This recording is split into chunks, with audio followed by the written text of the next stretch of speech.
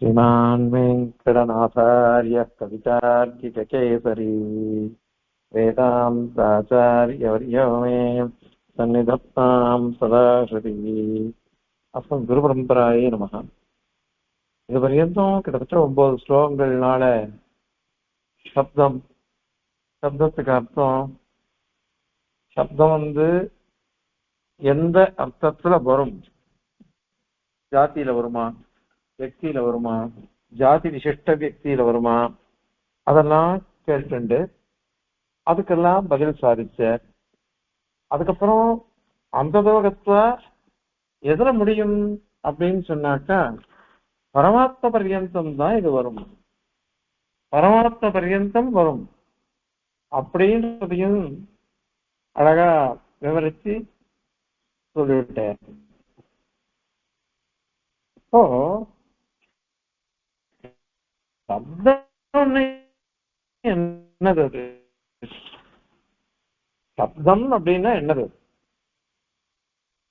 அப்படின்னு ஒரு கேள்வி வருது.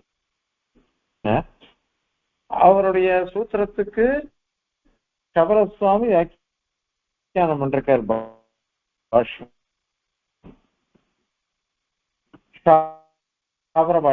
அப்படின்னு அப்படின்னு சொன்னோம்னாக்க எது சப்தம்? சப்தங்கிறது என்னது? அது வெறும் வர்ணங்கள்,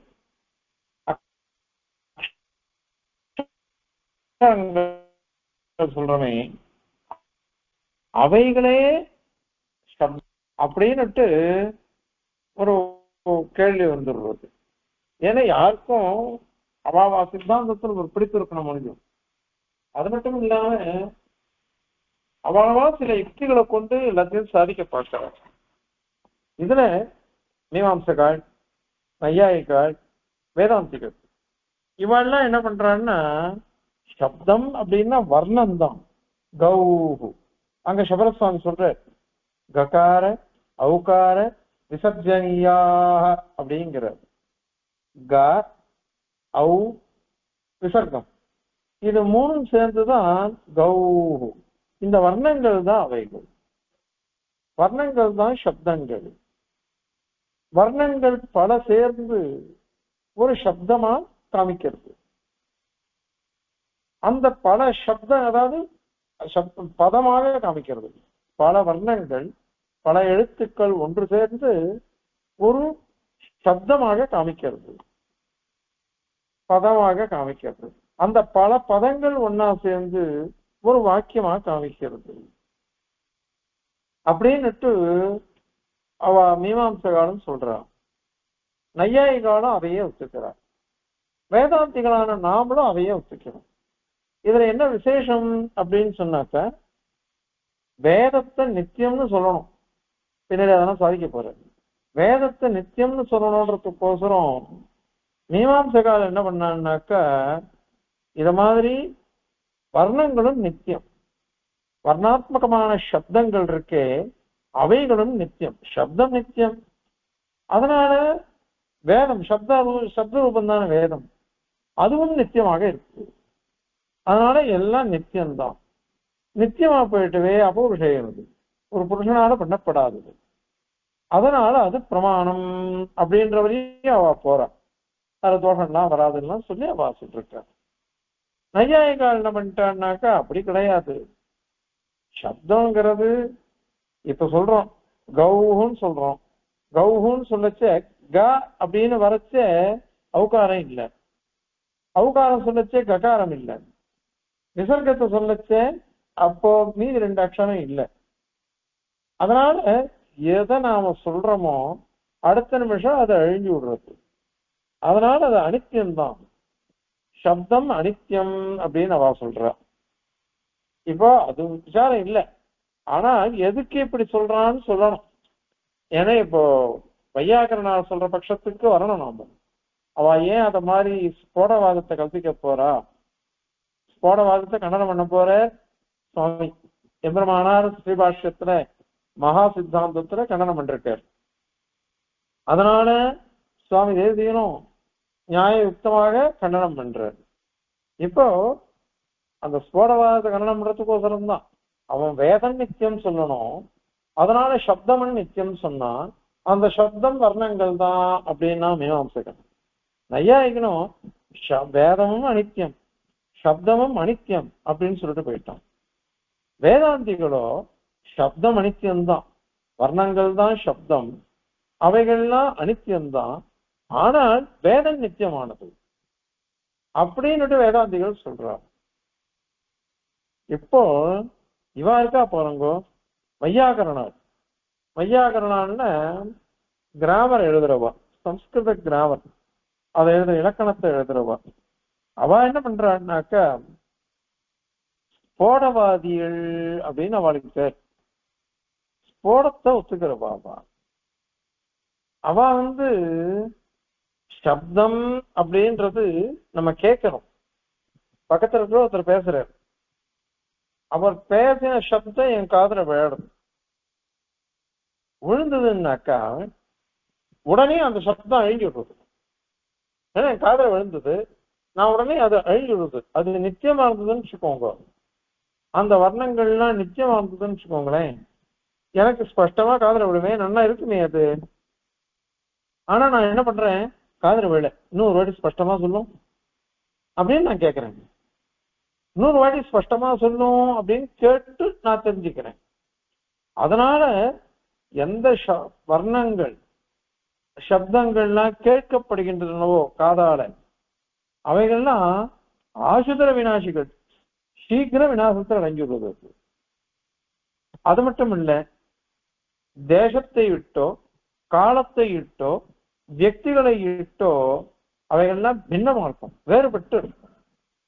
இப்போ நாங்க இன்னைக்கு கூட பார்த்தேன், நாங்க என்ன பேசுறோம், குலபதிஹி அப்படின்னு சொல்றோம்.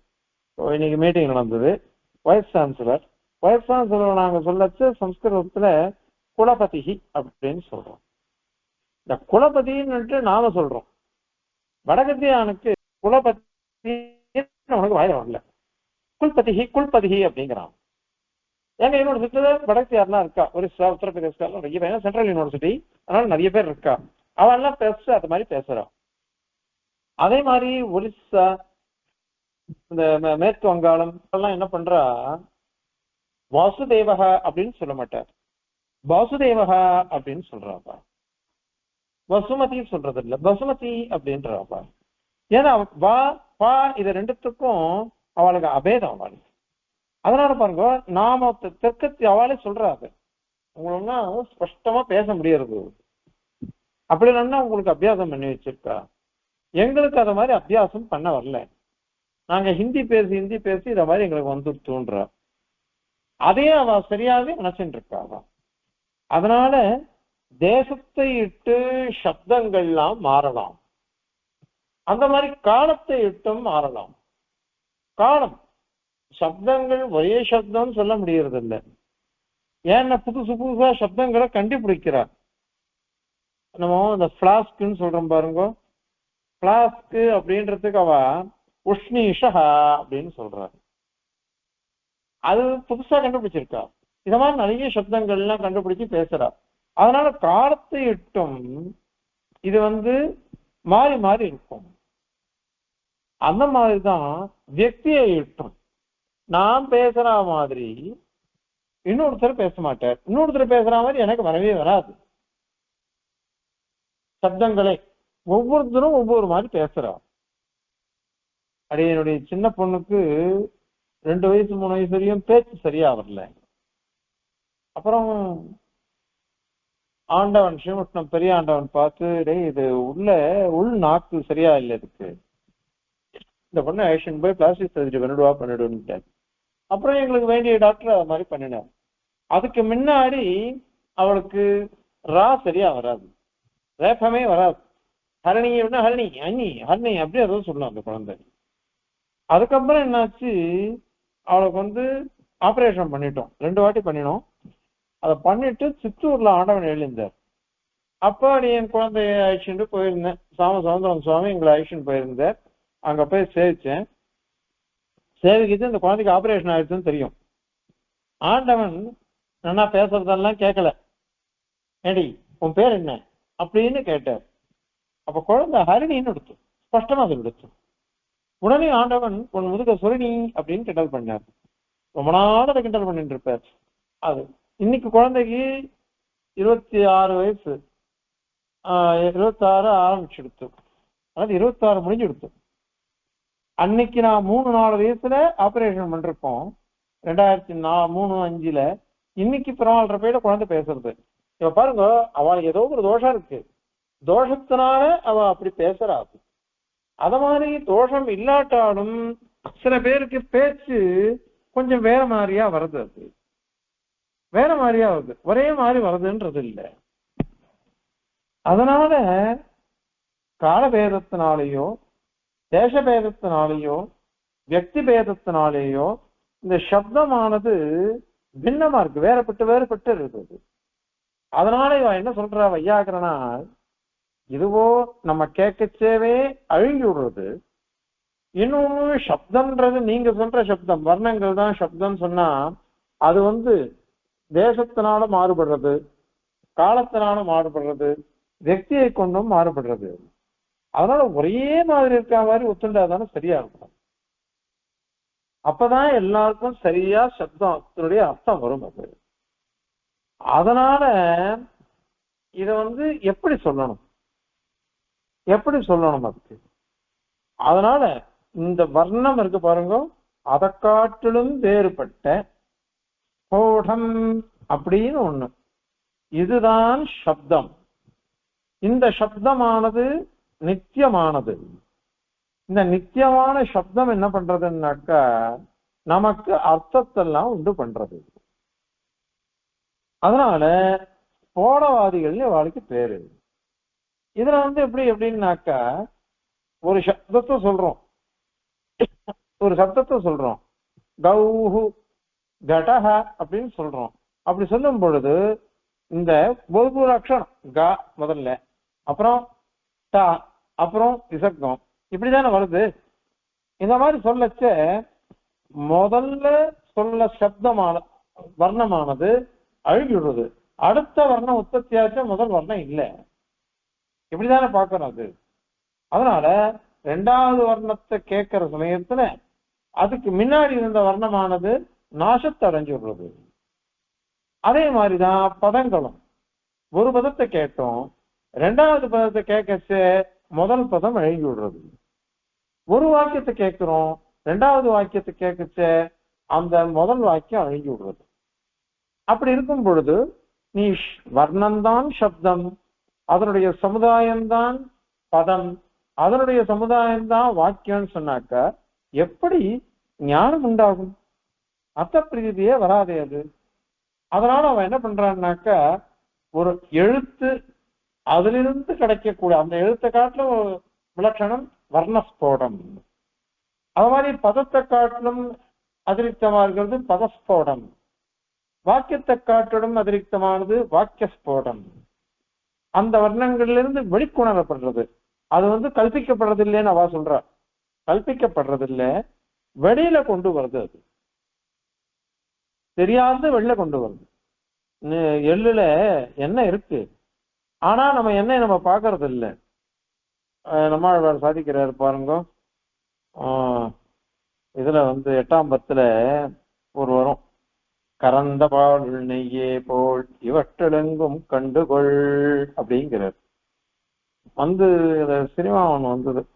அந்த சினிமால பெருமாள் எங்க இருக்கான் எனக்கு காமி அப்படின்னுட்டு ஒரு ராஜா கேட்கிறான். உடனே எப்படி காமிக்கிறது பெருமாளை, எந்த திக்குல இருக்கான், எப்படி இருக்கான், அப்படி இருக்கான் அப்படின்னுட்டு. அந்த சமயத்துல ஒரு குழந்தை மந்திரியினுடைய பேத்தி அது காமிச்சிடும். எப்படி காமிக்கும் தெரியுமா? இந்த பால்ல என்ன இருக்குன்னு கேட்கும்.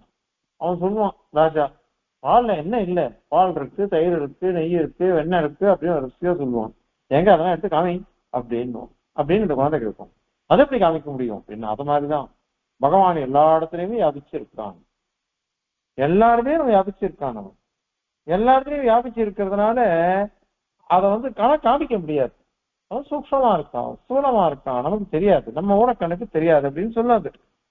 அத இது புது சினிமா இல்ல, நம்மாழ்வார் சாட்சிது. வந்து கறந்த பாலுள் நெய்யே போல் இவற்றுளெங்கும் கண்டுகொள் அப்படின்னு சாதிச்சிருக்காரு.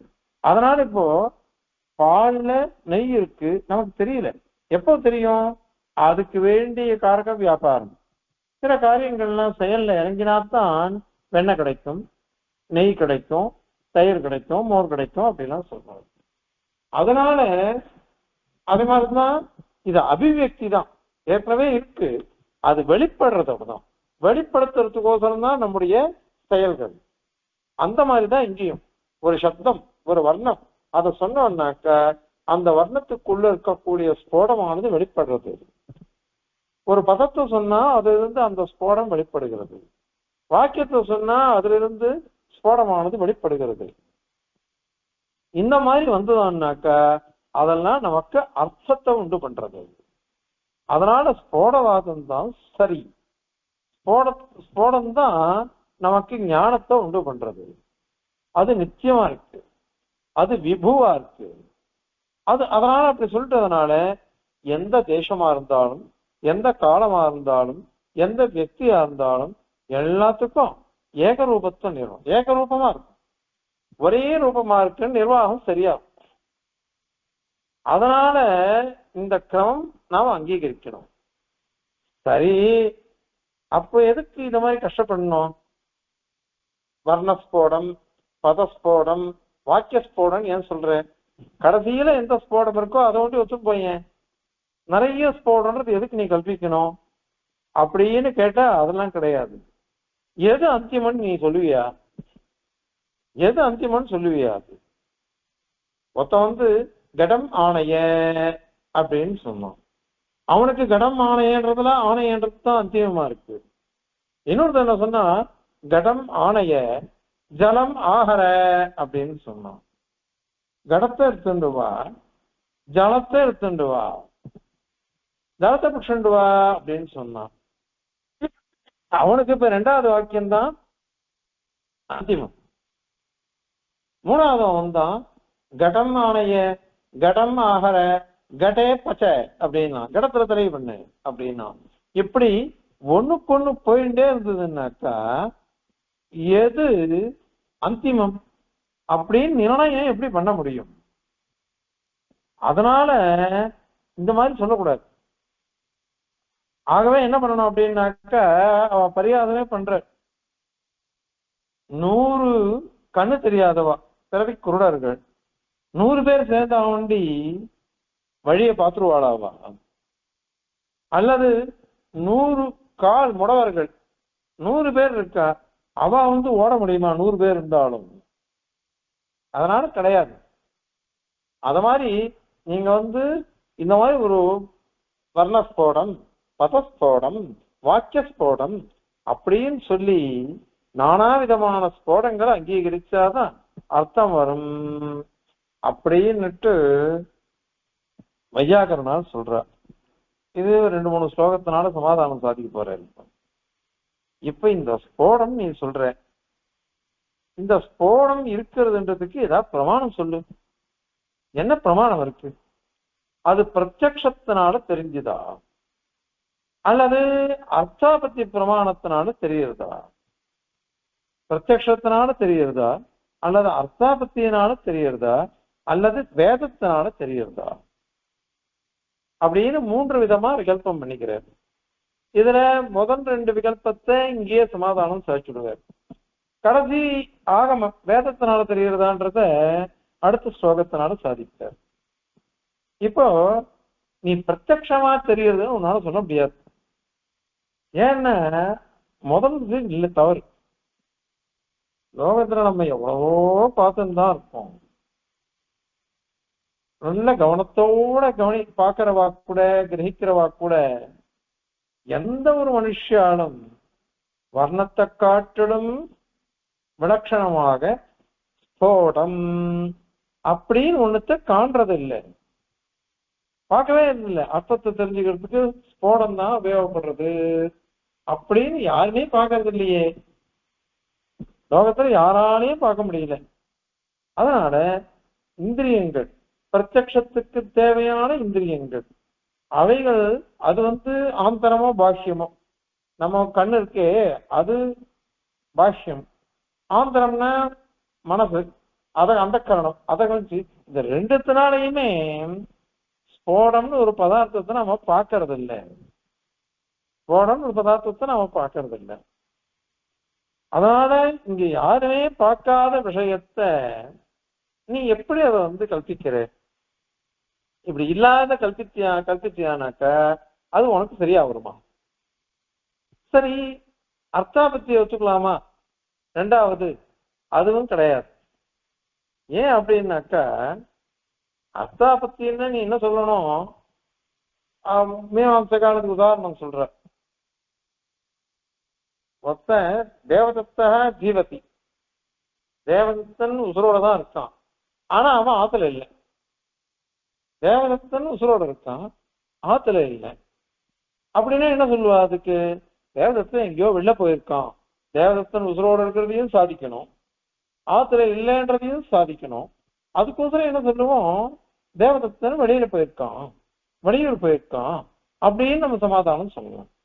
இந்த வெளியூர் போயிருக்கான்றது இதுதான் அர்த்தாபத்தி பிரமாணம். இந்த மாதிரி கல்பிக்கிறது தான் அர்த்தாபத்தி பிரமாணம் அப்படின்னு அதுக்கு பேரு. இன்னொரு உதாரணம் சொல்ற மீமாம்சகாலாம், பீனோ தேவதத்தா திவான புங்கே அப்படின்னா, தேவதத்தன் உண்டா இருக்கான், ஆனா அவன் பகல்ல சாப்பிடறதே இல்லைப்பா அப்படின்னா. பகல்ல சாப்பிடறதே இல்லைன்னா அப்படின்னா ராத்திரி வேலையில நல்லா சாப்பிட்டு விடுறான்னு அர்த்தம். ராத்திரி வேலை நல்லா சாப்பிடுறான் அப்படின்னு அர்த்தம். அதனால இதுதான் ராத்திரி வேலை கல்பிக்கிறத வச்சுட்டு அர்த்தாபத்தின்னு. இந்த மாதிரி ஒரு பொருந்தாமை வரும் பொழுது அந்த பொருந்தாமைய நிரசனம் பண்ணணும். அதுக்கோசரம் எந்த விஷயத்தை நாம கல்பிக்கிறோமோ அதுக்கு அர்த்தாபத்தி பிரமாணம் பேரு. பின்னாடி வரப்போறது அது தனி பிரமாணம் மீமாம்சகால் சொல்றோம். நாம தனி பிரமாணம் ஒத்துக்கிறது இல்லை. நாம தனி பிரமாணம் ஒத்துக்காம அது இதுல அனுமானத்துல அந்தர்கதமா ஆயிடும் அப்படின்னு சொல்லப்போம். போய் இப்ப என்னன்னாக்கா, நீ ஸ்போடம்னு ஒண்ணு இருக்குன்னு சொல்ற, அந்த ஸ்போடம் அர்த்தாபத்தினாலதான் நான் கல்பிக்கிறேன் அப்படின்னு சொல்ல போறியா? அதை சொல்ல முடியாது உன்னால. ஏன் உன்னால சொல்ல முடியாது தெரியுமா? எல்லாரும் எப்படி பேசுறோம் தெரியுமா?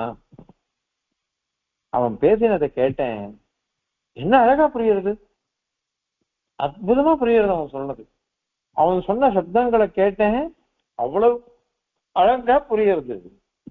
சில பேர் பாட்டு பாடினாக்கா பாட்டினுடைய அர்த்தமே புரியாது. இன்னும் சில பேர் பாடினாக்கா அர்த்தம் அவ்வளவு அழகா புரியும். அந்த சப்தங்களுக்கும் அர்த்தமும் புரியும், பாட்டும் நன்னா இருக்கும். அது மாதிரி ஒருத்தன் பேசினான்னாக்கா, புரியுற மாதிரி பேசினான்னாக்கா அவ்வளவு அழகா நம்மளால அர்த்தத்தை கிரகிக்க முடியும். அப்போ என்ன ஆகுது? என் காதுனால எது கிரகிக்கப்பட்டதோ சப்தம், அந்த சப்தத்திலிருந்துதான் நான் அர்த்தத்தை அறிந்து கொள்கிறோம். நாம அதை கொண்டுதான் அறிந்து கொள்கிறோம். அப்படிதான் லோகத்துல இருக்கு.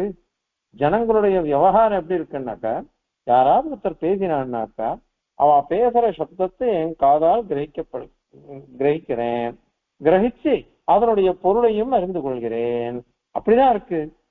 யாராவது ஒருத்தனாவது நான் ஸ்போடத்தை கொண்டுதான் நான் அறிந்து கொண்டேன் அப்படின்னு சொல்றானா? அந்த மாதிரி இல்லையே. அதனால நீ சப்தத்தை காட்டிலும், வர்ணங்கள் தான் சப்தம், அதை காட்டிலும் வேறு ஒண்ணு இருக்குன்றதுல பிரமாணம் இல்லையே. அர்த்தாபத்தி தேவையில்லை. இந்த அர்த்தாபத்தி பிரமாணமே தேவையில்லை. ஏன்னா இங்க விரோதம் ஏதாவது இருந்தா தான் அர்த்தாபத்தி சொல்லணும்.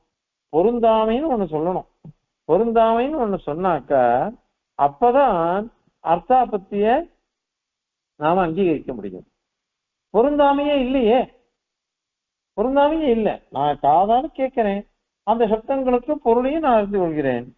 அதை காட்டிலும் எனக்கு வேற ஒண்ணும் தேவையில்லையே. எனக்கு பொருந்தாமை இல்லாததுனால அர்த்தாபத்தி பிரமாணம் இருக்கு.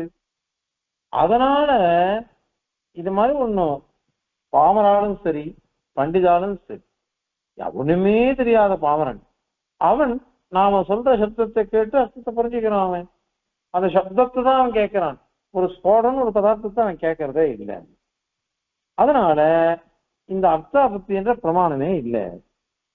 சரி, நாங்க என்ன சொன்னோம் இப்போ? அவ கேக்குறா, நாங்க என்ன சொன்னோம்? ஒரு சப்தத்தை சொன்னாக்க அந்த சப்தமானது நாசத்தை அடைஞ்சு விடுறது இல்லையா? நாசத்தை அடைஞ்சு விடுறது. அந்த அதாவது ஒரு வர்ணம் போயிடுறது. ஒரு வர்ணத்தை நாசம் அடைஞ்சாலும் இன்னொரு வர்ணம் வருது நமக்கு. இந்த மாதிரி இருக்கா இல்லையா? அப்போ இந்த வர்ண சமுதாயம், பத சமுதாயம் இதுல ஆஹ், எப்படி வரும்? எல்லாம் நாசத்தை அடைஞ்சுட்டுன்னா ஒண்ணுமே வராதே அப்படின்னு ஒருத்தன் கேட்டான்னாக்கா, அதுக்கு சுவாமி என்ன சமாதானம் சாதிக்கிறார்? இதுவும் தவறு. நீ ஒரு வர்ணம் நாசத்தை அடைஞ்சிருத்துன்ற நானும் ஒத்துக்கிறேனே, நானும் ஒத்துக்கிறேன். அது நாசத்தை அடைஞ்சு விடுறதுன்னு உண்மைதான். ஏன்னா வேதாந்திகள் நாமும் சப்தம் நாசத்தை அடைஞ்சிடும், அது உண்மைதான்.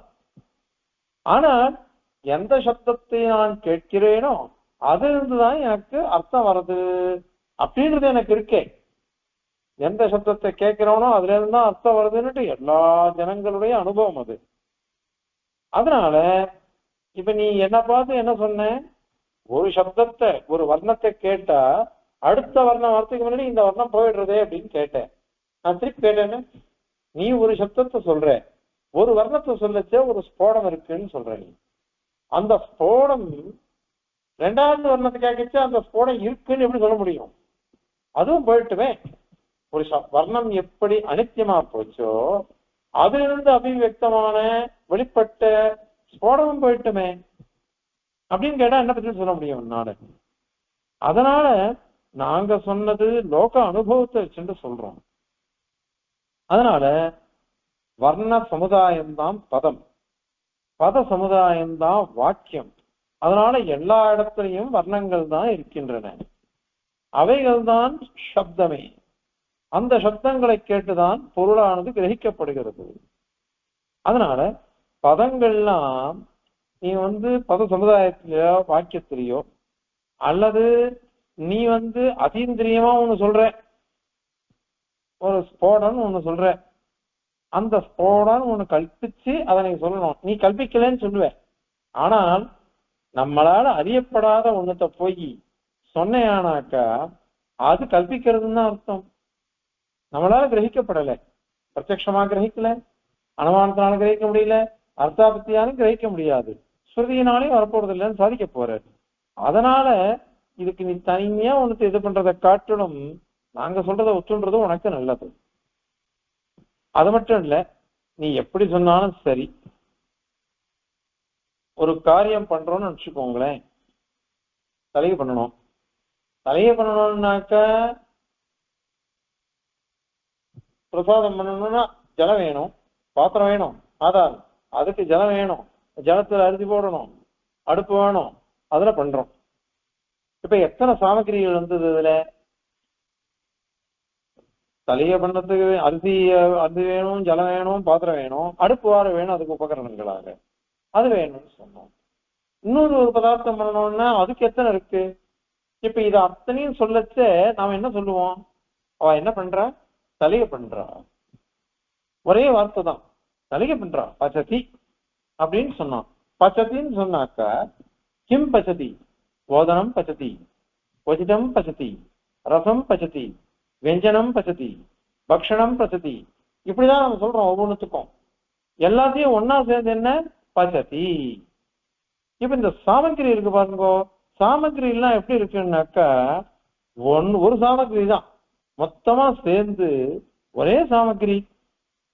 அந்த சாமகிரி தான் இதெல்லாம் பண்றது. எந்த ஒரு காரியத்தை எடுத்துட்டாலும் எல்லா சாமகிரிகளும் சேர்ந்து ஒண்ணு அப்படின்னு சொல்லிதான் பண்ணணும். அவாந்தர பேதங்கள் அதெல்லாம் இருக்கலாம், அவாந்தர பேதங்கள் உட்பிரிவுகள் அதுல எல்லாம் இருக்கலாம் அது. ஆனால் இந்த கிரமம், இதை நான் தலைகேன்னு சொல்லிட்டேன். பத்திமன் சுவாமி என்ன சொல்ற? பட சாமகிரி, ஒரு துணி நெய்யணும். அவன் நெசவாளன் என்ன பண்றான் அப்படின்னாக்க முதல்ல அந்த இதை கட்டுறான், அதுக்கப்புறம் நூலை இது பண்றான், நூலை இது பண்ணி ஒண்ணு மேல அழகா புரோதஸ்ன்ற மாதிரி ஒண்ணுக்கு கோத்து விட்டு சூத்திரே மணிகனாயுவ அப்படிங்கிற பெருமாள் இங்க உபனிஷத்துவ ஓதஸ்ட புரோதஸ்ட தூக்கம் நெடுக்குமா சேர்த்து விடுறான் அப்படின்றது. இது எல்லாம் ஒன்னா சேர்ந்து நூல் அது இது எல்லாம் ஒன்னா சேர்ந்து அவைகள் தான் இத மாதிரி இந்த வஸ்திரத்தை உற்பத்தி பண்றது. ஒரே சாமதி அத மாதிரிதான் இது அது. அதனால இங்க ஒரே ஜாதி வர்ணங்கள் ரொம்ப அழகா நம்ம பெரியவா சொல்லிட்டு போயிருக்கா. என்னன்னா வர்ணங்கள் அப்படின்னாக்கா சம்பந்தம் இல்லாம வர்ணம் சொன்னோம்னு வச்சுக்கோங்க. அந்த இது இருக்கு பாருங்க, சாமம். சாமம் சொல்லச்ச உண்ணாயாமை ஓய் அப்படின்றா. இந்த உண்ணாயாமைன்னா புரியுது, ஓய்ன்னு என்ன அர்த்தம்? ஓய் ஆவு ஹாவு ஹாவு அப்படின்றா. இந்த ஆவு ஹாவு ஹாவு அப்படின்னு சொன்னாக்கா அதெல்லாம் சப்தம் இல்லை, வெறும் வர்ணம் தான். அதுக்கு பொருள் கிடையாது. அதுக்கு பொருள் கிடையாது. சில சப்தங்களுக்கு பொருள் இருக்கு, சில வர்ணங்களுக்கு பொருள் கிடையாது. நேத்தியே சொன்னோம், ஒரு பாத்திரத்தை ஒருத்தன் கீழே போட்டான், அது தர தர தர தரன்னு சப்தம் கேட்கறது. தர தர தரன்னு சப்தம் கேட்டதுன்னாக்கா அந்த சப்தத்துக்கு என்ன அர்த்தம்? ஒரே ஓசை, ஒரே கர்ண கடோரமா இருக்கு, அவ்வளவுதான் சொல்லுவோம். அதனால எல்லா சப்தங்களும் அர்த்தத்தை கொடுக்காது. எது பதமா இருக்குதோ, எந்த பதங்கள் ஒண்ணுக்கொண்ணு அன்வயிச்சு இருக்குதோ அதெல்லாம் தான் வரும். நான் இப்ப சொன்னேன் கடக கும்பக கும்பக கரகக அப்படின்னு சொன்னேன் நான். கடக கும்பக கரகக அப்படின்னாக்கா மூணு ஒரே அர்த்தம். மூணு ஒரே அர்த்தமா இருந்ததுன்னாக்கா அப்ப எப்படி சப்தத்துக்கு அர்த்தம் வரும்? அதுவும் வராது. அத மாதிரி ஒருத்தன் சொன்னா கடக அஸ்வக கர்ப்பக கௌஹு படக அப்படின்னு ஒரு அஞ்சு சப்தங்களை சொல்லிட்டான். இப்ப இதுக்கு என்ன அர்த்தம் சொல்றது? கடம் கடம் படம் இதெல்லாம் இருக்கு பாருங்க, அந்தந்த சப்தத்துக்கு அர்த்தம். ஆனா வாக்கியார்த்தம்ன்றது வராது. வாக்கியார்த்தம் வராது. வாக்கியார்த்தம் என்ன அர்த்தம்? கடம் ஆணைய தேவதத்தக போதனம் பத்ததி, இந்த மாதிரி சொன்னாதான் வாக்கியார்த்தம்ன்றதே வரும், சாப்தம் வரும். இல்லாத போனா சாப்த போதனே வராதே. அதனால இவ பெரியவாழ்ல இந்த மாதிரி ஒரு கிரமம் வச்சிருக்கா. வெறும் வர்ணத்துக்கு கொண்டு அர்த்தம் கிடையாது, அந்த வர்ணம் பதமா இருக்கணும், அந்த பதம் ஒரு வாக்கியமா அமையணும். வாக்கியமா அமைஞ்சாதான் அர்த்தம் உண்டாகும். இப்ப நீ சொல்றது ஒரு சாதாரணமான ஒரு மொத்த வர்ணம் சொன்னானா அந்த வர்ணத்திலிருந்து ஸ்போடம்ங்கிறது வெளிப்படுகிறது, அதுதான் சப்தத்தை கொண்டு வருது அப்படின்லாம் நீ சொல்ற. நாங்க அதை ஒத்துக்க இல்லை. ஏன்னா அது பிரத்யட்சமா நம்ம பார்க்கல, அனுமானத்தினால கற்பிக்க முடியாது, அர்த்தார்த்தத்தினால கற்பிக்க முடியாது. அப்படி இருக்குச்சு அது எப்படி ஒத்துக்க முடியும்? இன்னொன்னு, ரெண்டு பேரும் ஒத்துருக்கோம் வர்ணங்கள் அப்படின்னு.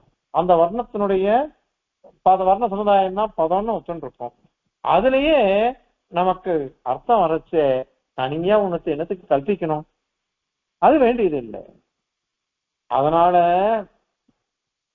அது அதிக இந்த தூயமான நம்மளால காதால கேட்கப்படக்கூடிய சப்தம் வர்ணம் அதை காட்டிலும் வேறுபட்ட அபரோக்ஷ,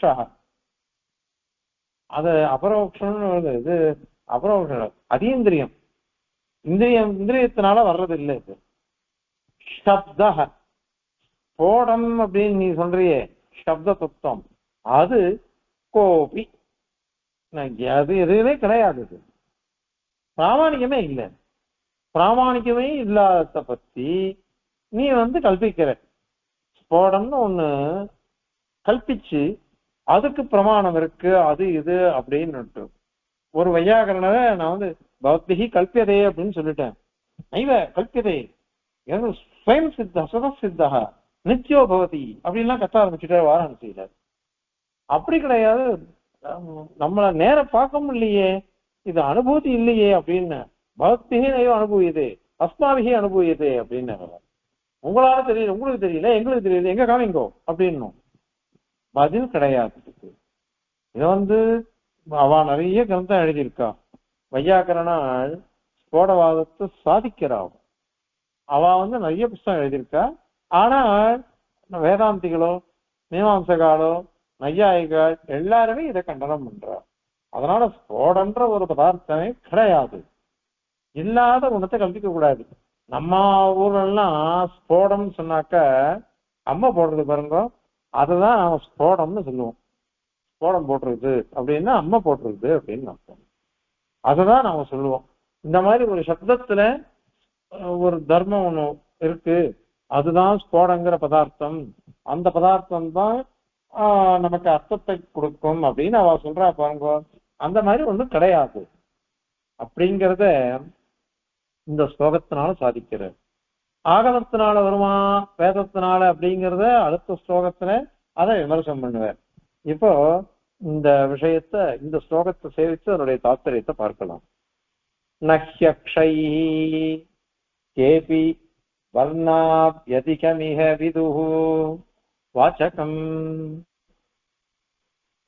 சாவதானாஹ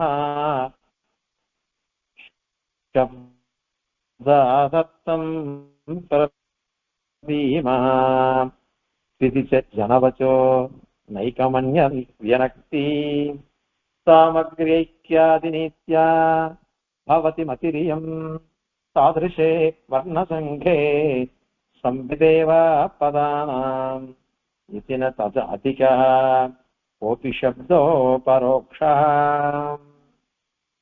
நஹி அக்ஷைஹி.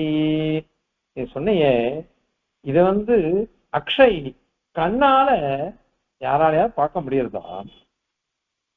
ஏன்னா சாவதானா, சாவதானா அதாவது அவதானம்னா கவனம்னு அர்த்தம். சாவதானாக அத்தியந்தம் கவனத்தோட புத்தியை கொண்டு பார்க்கிறவாள்லாம் எந்த ஜனங்கள் இருக்காளோ அவள்லாம் வர்ண அபியதிகம். வர்ணம், நாம வர்ணத்தை தான் சப்தம் சொல்றோம். அதை காட்டிலும் அதிகமான வாச்சகம் அர்த்தத்தை சொல்லக்கூடிய, நீ சொல்றியே ஸ்போடம் ஒண்ணு, அத யாருமே சொல்றது இல்லையே, யாரும் பார்க்கறது இல்லை.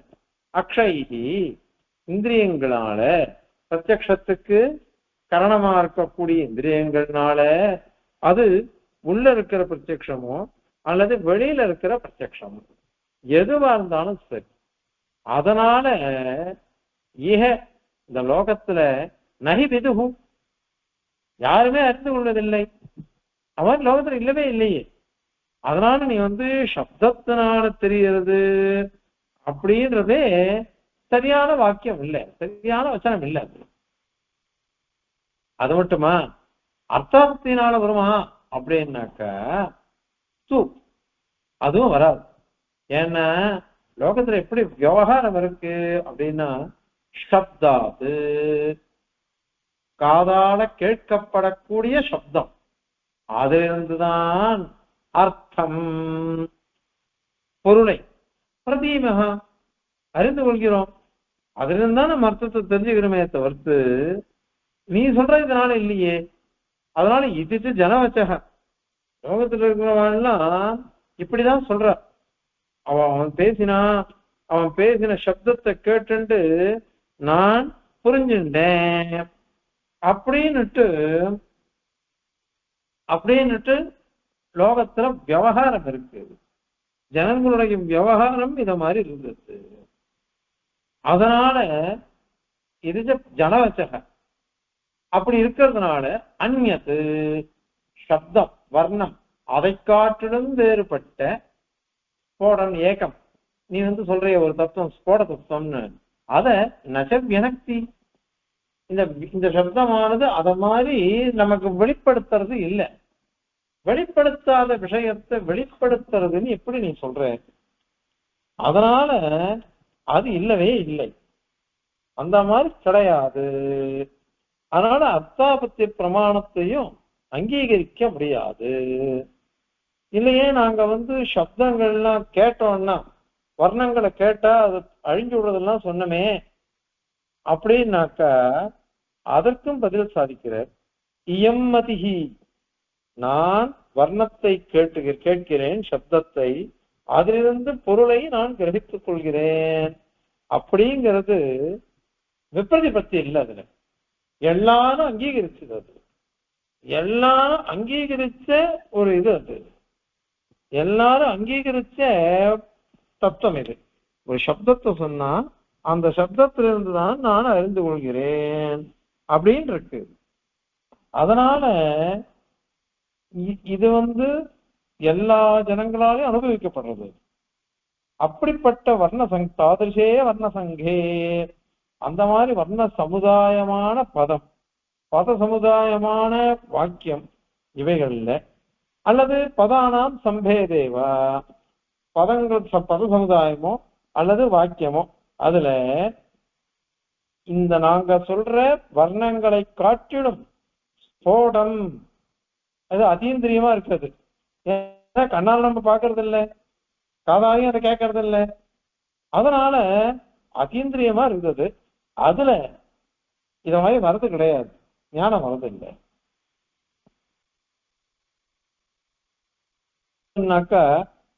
ஒரு காரியத்தை குறிச்சு சாமகிரி ஏக்கம் பல சேர்ந்து இருந்தா கூட எல்லாம் ஒன்னா சேர்ந்து ஒரு சாமகிரி அது நமக்கு இந்த காரியத்தை பண்ணி வைக்கிறது அப்படின்னு லோகத்துல இருக்கா இல்லையா? அத மாதிரி துணி வேணும்னு நூல், அதை நெசவாளன் வேணும், அதுக்கு நூல் வேணும், நூலை கட்டி இது பண்றதுக்கு மரம்லாம் நட்டு வச்சிருப்ப, அத மாதிரி எத்தனையோ வேணும். இது எல்லாருக்கும் தெரியும். இது ஒரு వ్యక్తి கிட்ட வராதது, ஒரே ஒரு வஸ்துவை சொல்ல முடியாது, எல்லாம் ஒன்னா சேர்ந்துதான். அத்தனை காரணங்களையும் ஒன்னா சேருங்கும். தலையப்படுறதுக்கு சொன்னமோ இல்லையோ, அந்த மாதிரி கடம் பண்ணமா ஜலம் வேணும், மண்ணு வேணும், தண்டம் வேணும், சக்கரம் வேணும், அது எல்லாத்தையும் வச்சுதானே பண்ணணும். அந்த மாதிரி அத்தனையும் ஒன்னா சேர்ந்து, వ్యక్తిగதம் இல்லை. இது ஒரே ஐக்கிய ஜாத்தியம், ஒரே ஜாதி, எல்லாம் ஒன்னா சேர்ந்து காரணம் சாமகிரி அப்படின்னு சொல்லணும். அத மாதிரிதான் சாப்த போதத்திலையும் ஒரு வாக்கியத்தை சொல்லுவோம், நிறைய வாட்டி சொல்லிருப்போம். தேவதத்தக தால்யாம் காஷ்டைஹி ஓதனம் பசதி அப்படின்னு சொல்லுவோம். இப்ப இதுல எத்தனை பதங்கள், எத்தனை விபக்திகள், அத்தனையும் ஒன்னா சேர்ந்து அர்த்தத்தை சொல்றது. அதனால எல்லாம் ஒன்னா சேர்ந்து வேறு வேறு தான், ஆனா எல்லாம் ஒன்னா சேர்ந்து நமக்கு ஞானத்தை கொடுக்கறதுக்கு ஒரு சாமகிரி இது வாக்கியம்ன்றது அப்படின்னு தெரியுது. அத மாதிரி எல்லா இடத்துலயும் அப்படி வச்சுக்கோங்க. இது இப்படி சொல்றதுனால தது அதிக, இந்த மாதிரி நம்ம லோகத்துல நம்ம கேட்கிற சப்தத்தை காட்டிடும் வேறுபட்ட ஒண்ணு ஸ்போடம்ங்கிறது. அபரோக்ஷா, அதாவது கண்ணால பார்க்கப்படக்கூடிய சப்தம், ஸ்போடங்கிற சப்தத்தை கோபின யாரும் பார்க்கறது அந்த சப்தமே இல்லை, அது ஸ்போடங்கிற ஒரு சப்தம் கிடையாது. அதனால அது பிராமணிகமான வாதம் இல்லை. நீங்க சொல்றது பரம அப்பிராமணிக்கம். அது அந்த மாதிரி ஒண்ணு கிடையவே கிடையாது, இல்லாத ஒண்ணத்தை கற்பிக்க வேண்டாம் அப்படின்றத ஸ்போடவாதத்தை கண்டனம் பண்றதுக்கோசரம் இங்க சாதிக்கிறது. இப்ப ஸ்லோகத்தை பாருங்க. நக்ஷை கேபி வர்ணாப்யதிகமிஹ விதுஹு வாசகம் சாவதானாஹ சப்தாதஸ்தம் பிரதீமஸ்து இதி ச ஜனவசோ நைகமன்யத்யனக்தி சாமக்ரைக்யாதிநீத்யா பவதி மதிரியம் தாத்ருஷே வர்ணசங்கே சம்பேதேவ பதானாம் இதி ந தததிகः கோபி சப்தோ பரோக்ஷः. கவிதார்க்கிகசிம்ஹாய கல்யாணகுணசாலினே ஸ்ரீமதே வெங்கடேஷாய வேதாந்த குரவே நமः. அஸ்மத்குரு பரம்பராயே நமः.